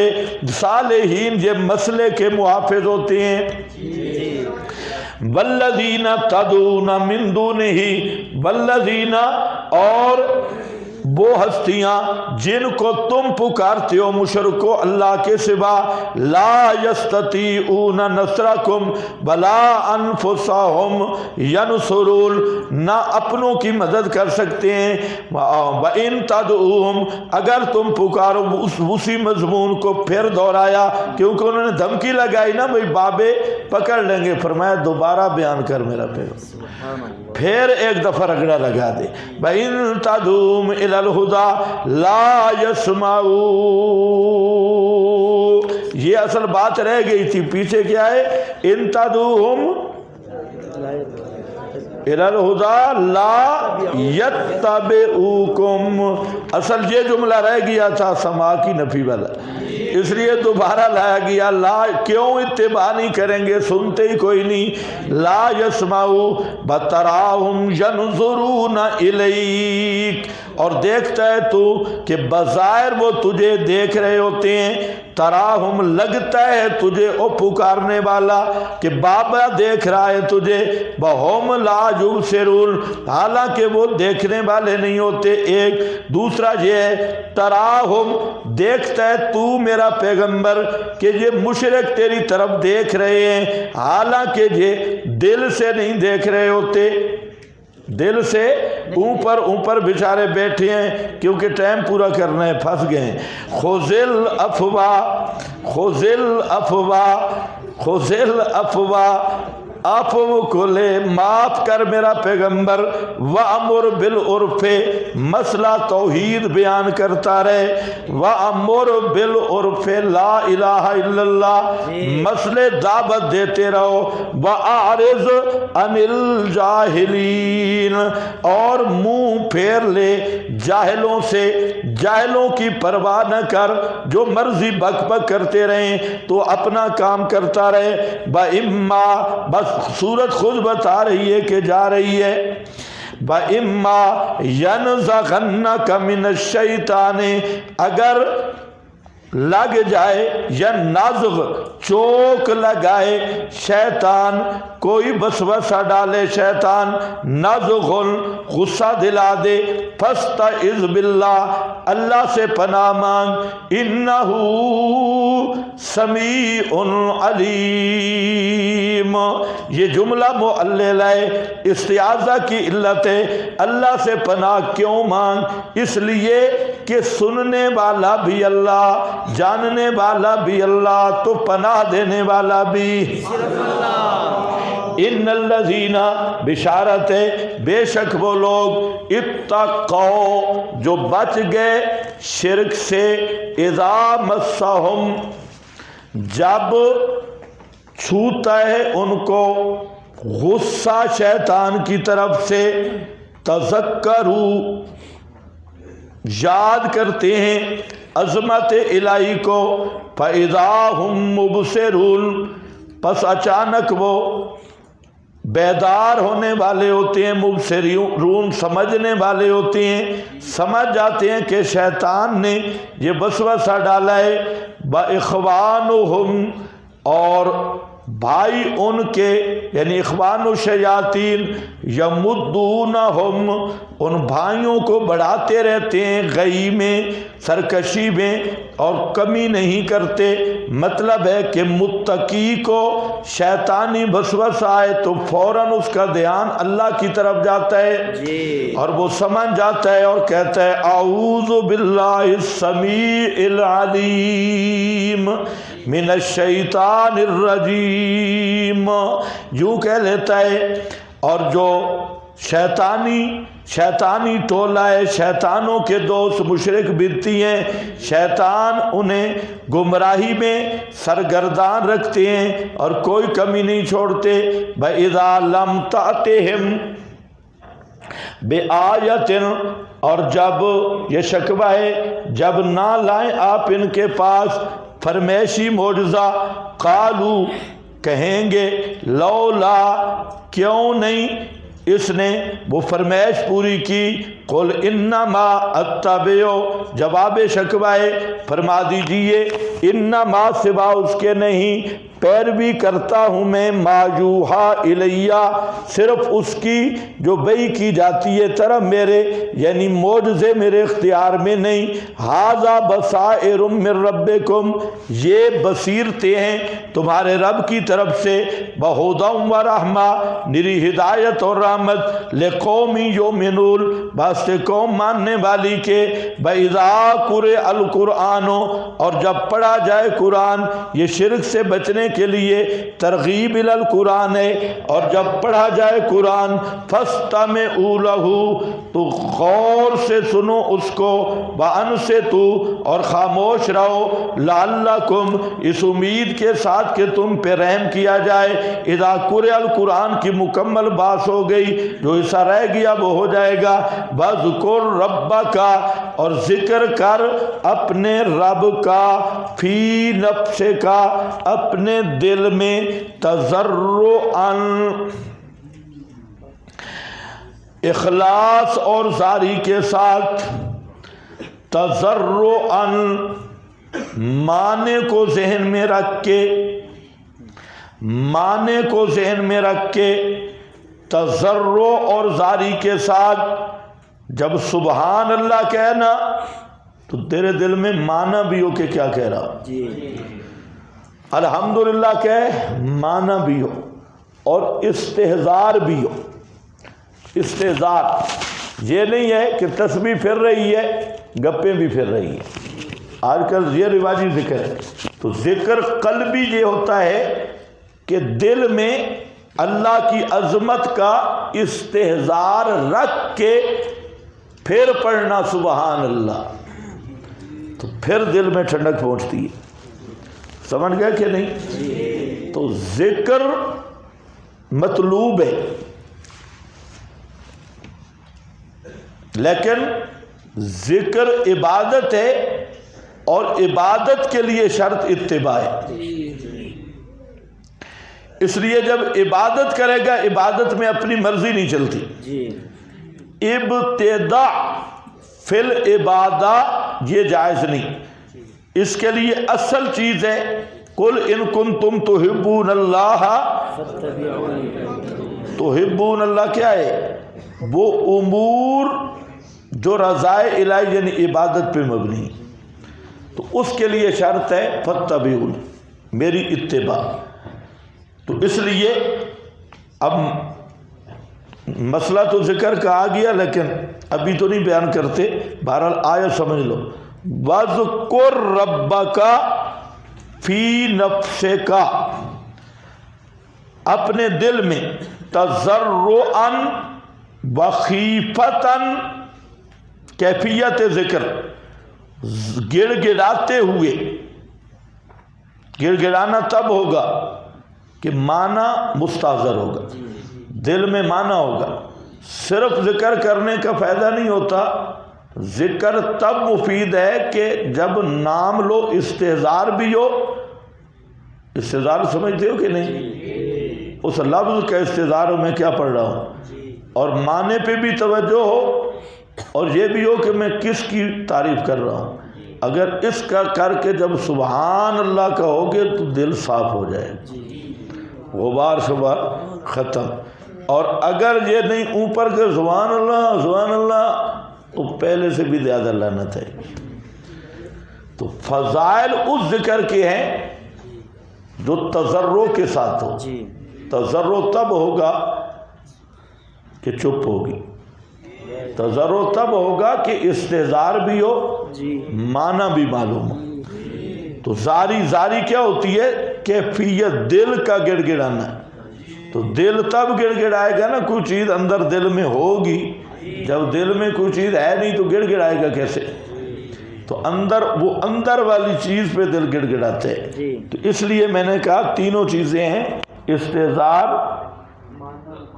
معنی ملحوظ ہو اور پتہ ہو کہ میں کیا کر رہا ہوں۔ وخیفتاً، آہستہ، بدون الجہر من القول، اور نیچے اونچی بات سے، یعنی خیفتاً ایک بالکل ذکر قلبی ہے۔ ذکر قلبی تفکر قلبی ہے، تفکر قلبی ہے۔ کل یا پرسوں کے سبق میں گزرا ہے، یہ وہ ذکر ہے کہ کرامن کاتبین کو بھی معلوم نہیں، جو دل کے اندر وہ ذکر قلبی ہے، وہ تضرعاً ہے، اور ایک خیفتاً ہے۔ یہ خیفہ زبان سے پڑھنا، زبان سے، لیکن خیفہ ہو دون الجہر، جہر نہ ہو۔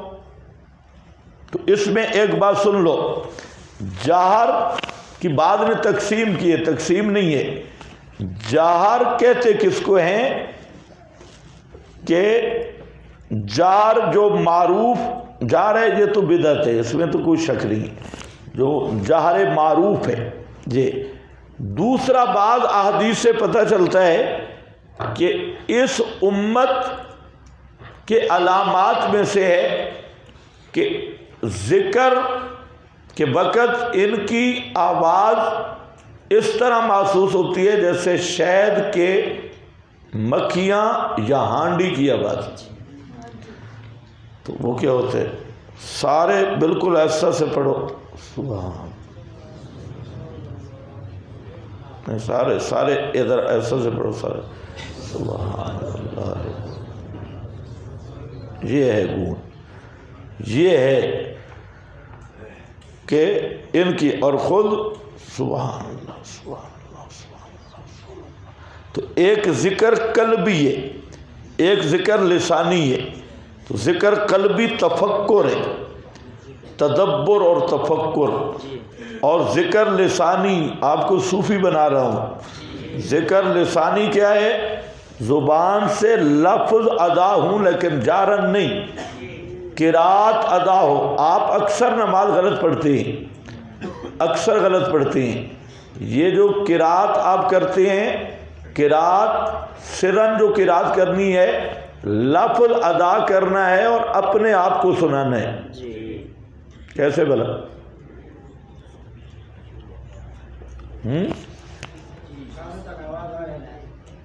اپنے آپ کو سناؤ، لیکن تم تو زبان نہیں پڑھتے تو یہ قرات نہیں ہوگی. قرات تب ہوگی کہ وہ حروف زبان سے نکلیں، اور جب نکلیں گے تو خود کم از کم سنے گا. اور اس سے یہ ہے خیفہ، اور جہر یہ ہے کہ دوسرا آدمی سنے. پھر اس میں آگے جار مفرط ہے، فلانا ہے فلانا، تو جتنا جہر میں آگے جاؤ گے اتنے زیادہ درجے کے بدعتی بنو گے، تو وہ بدعت کے درجات ہے. تو دو ذکر جو ہیں، سب سے بڑا ذکر ہے ذکر قلبی.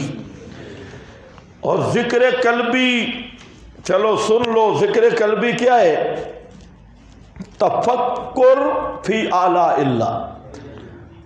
بیٹھا ہے اور اس کا ذہن بن گیا، درخت پہ نظر گئی، اس کے دل میں دل اللہ کی طرف متوجہ ہو گیا کہ پیدا کرنے والا کون ہے، کیسے خوبصورت درخت بنایا. ہاں کسی اور چیز پہ نظر پڑی تو خالق کی طرف متوجہ ہوا. تدبر الی الخالق، تفکر الی الخالق. روٹی بھی دیکھی ہے تو وہاں پر بھی دل اس کا ادھر متوجہ ہوا کہ یہ نعمت دینے والا کون ہے. تو یہ ہے تفکر قلبی. اور اس میں مزہ ہے جب یہ کیفیت حاصل ہو جائے، کوئی دکھ آئے سکھ آئے تو آپ کا دل متوجہ ہوگا کدھر، یہ دینے والا کون ہے. کوئی اللہ نے دیا، کوئی مسئلہ نہیں. رضا بالقضا بھی اسی سے ہوتی ہے، اور یہ اصل ایمان کی مضبوطی ہے. بہلول بزرگ سے کسی نے پوچھا بھئی تیرا کیا حال ہے؟